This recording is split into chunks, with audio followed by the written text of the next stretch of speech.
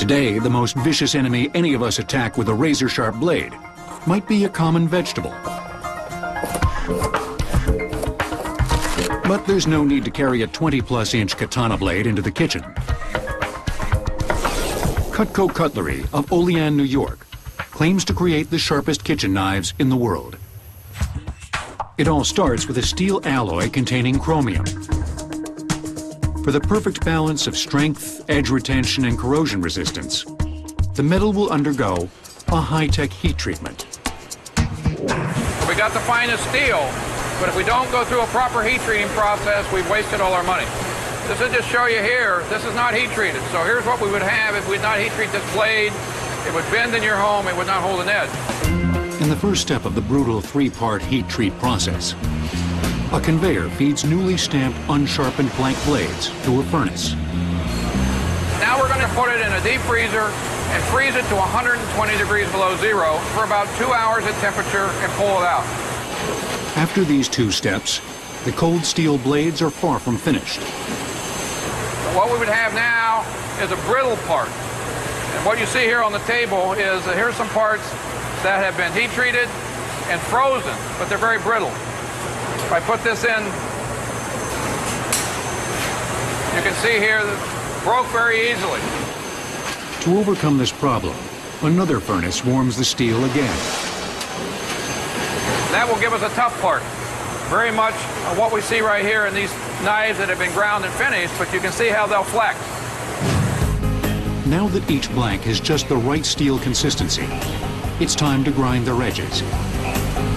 Each blank, now 95 thousandths of an inch thick, passes through an automatic grinder, which tapers its edge to just 18 thousandths of an inch. This is about 5 times as thick as a sheet of paper. But we've only gotten started. Now here comes the process that'll turn these edges into the world's sharpest. Operators manually press each blade, one side at a time, along a powered 4-inch wide moving conveyor belt, with a consistency not unlike sandpaper. In seconds, a barely visible light line appears on the rim. This is called the burr. Need a better look? The honing process grinds down the metal until the two faces meet each other at the edge. Once they do, one side of the metal curls over the other and produces the burr, which is a thin, nearly microscopic wire. It's just a floppy piece of thread like hanging on the edge, and actually it bends back and forth, so you need to take it off so you get down to the strength of the edge. If the burr were not removed, the knife would act more like a saw. Polishing erases the burr. We use a cloth buff, much as you'd use if you were polishing your car with an automatic buffer. The wheels are turning 3,600 RPM. So when they're turning, they're hard as a rock. What we're actually doing is polishing the edge, which actually buffs away the burr and makes it very smooth, so the edge actually glides through the foods that it's cutting. Heated, ground, sharpened, and deburred. The cutting edge now measures a super thin 1/10,000th of an inch, 20 times thinner than a human hair. But this minute edge isn't the only measure of a sharp and effective kitchen knife. It must also keep its edge for as long as possible. What good is a knife if it can only slice well through its first pineapple? To prove its knives are superior to other brands, Cutco conducts a Catra test, an industry standard.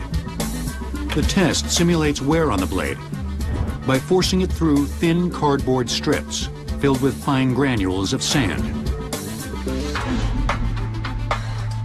The test will measure not only the effectiveness of its first slice, but also of its 60th. One of the important factors that the cutlery industry wants is how sharp is this knife going to be when you buy it? And, of course, the longevity. How long is that knife going to last? For some perspective, a butter knife takes the stage first. It doesn't exactly make the cut.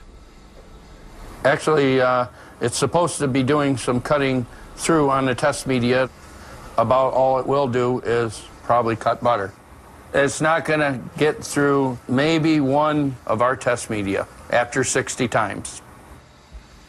Repeated tests help back up Cutco's claim that it's the sharpest knife you can find in a kitchen drawer. Out-of-package sharpness will give us an average of approximately 30 cuts. Total card cut after 60 times gives us approximately 400 cuts of this test media. Over time, however, even what's billed as the world's sharpest kitchen knife inevitably dulls. But the food it's cutting isn't necessarily the reason. It's other things that the knife comes in contact that does the dulling. China plates or glass cutting boards or very hard other surfaces. To combat the dulling effect, Cutco manufactures a blade with an unusual edge they call the Double D. Protruding points line the lower lip of the blade and protect the sharp cutting surfaces, which hide in upper U-shaped recesses. What's going on here is the points are what's touching the glass plate. So what's being dulled are the points, not the upper parts of the edge.